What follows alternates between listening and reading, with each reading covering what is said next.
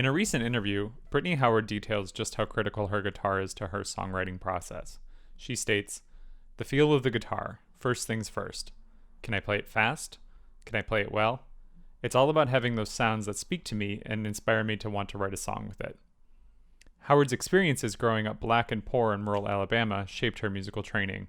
She says, "I got my education just listening to records. I don't really care about chords." As she taught herself guitar, common fretboard gestures such as licks, riffs, and chord shapes became the foundation of her training, not theoretical knowledge about pitches, scales, and harmony. It turns out that Howard's position that her instrument shapes her songwriting is shared by many other popular music guitarists, and especially guitarists like Steve Vai, Annie Clark, Nancy Wilson, and Tom Morello. For example, Nancy Wilson, when asked if she regrets not taking guitar lessons, states, "Playing by ear is the most important thing. So many people I know became confined by their learning to the point where they couldn't really feel the music." So, how does a guitarist's relationship to their instrument, the physical gestures they enact on the fretboard, impact their songwriting?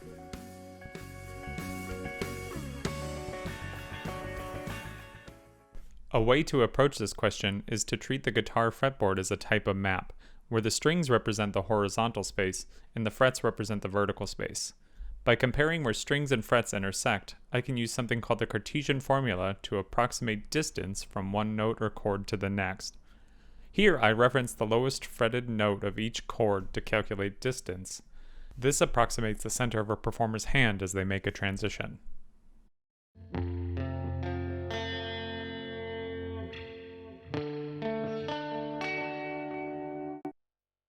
So these chords are fairly far away from each other, a distance of 4.12 frets as I calculate it.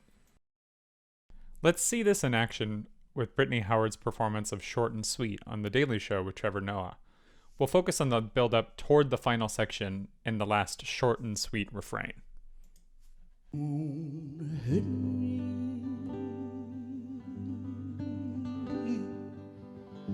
"'Cause I've been hurting all alone.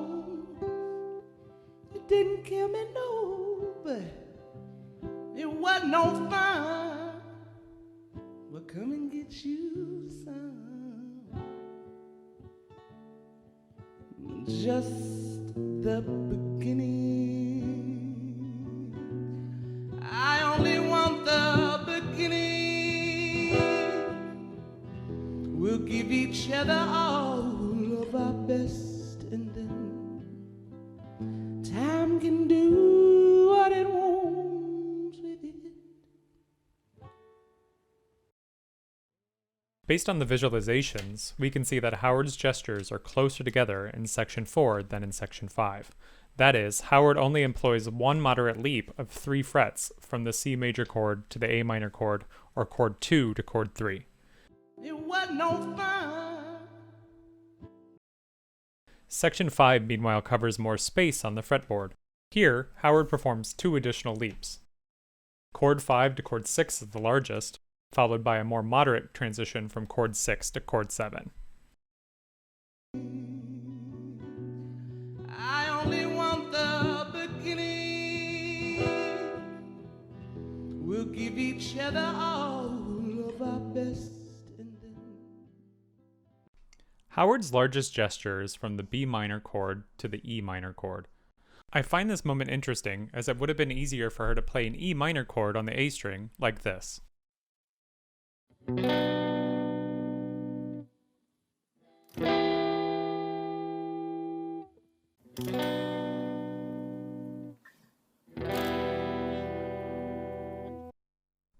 So why did Howard choose this more expressive but less efficient gesture? Perhaps this moment reveals something about her intentions and songwriting process that would not be evident on a chord sheet with lyrics. This largest gesture is notable for 3 reasons. First, it marks the only E minor chord in the entire song. And second, this chord is voiced using an open string voicing while all the other chords are bar chord shapes. Third, this gesture is coordinated with a specific rhetorical emphasis in the lyrics. With this gesture, Howard expresses a desire to go back to the beginning. We see this literally on the fretboard. This leap takes her all the way back to the bottom of the fretboard, slightly overshooting the G chord that begins the piece.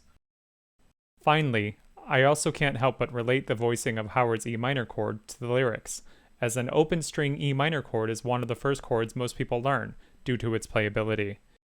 It's a beginner's chord. This evidence suggests that this gesture is the rhetorical crux of short and sweet, a crux that a strictly harmonic or formal perspective might miss. Furthermore, this gestural approach reflects Howard's background as a self-taught musician. Her physical interaction with the fretboard is at least as important as the other parts of her performance. As I mentioned earlier, Howard isn't the only guitarist who is self-taught or prioritizes her physical interaction with the fretboard. So how does Howard's use of gesture generalize to other guitarists? Where do other guitarists tend to use larger gestures? Another way I've explored these questions is through motion capture. My motion capture analysis surveys 56 performances by 14 amateur and semi-professional guitarists.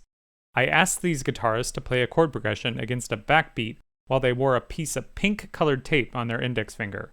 The motion capture rig consists of some aluminum bars and a sports camera bolted to a Squier electric guitar.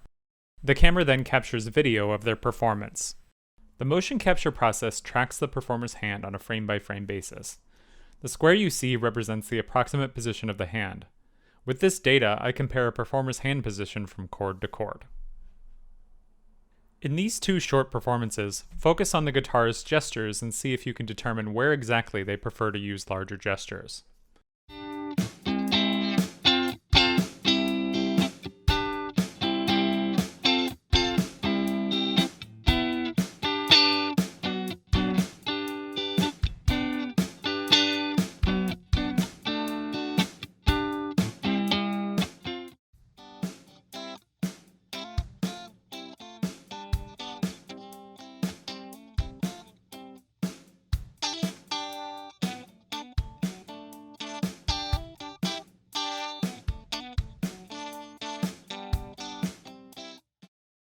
Did you catch it?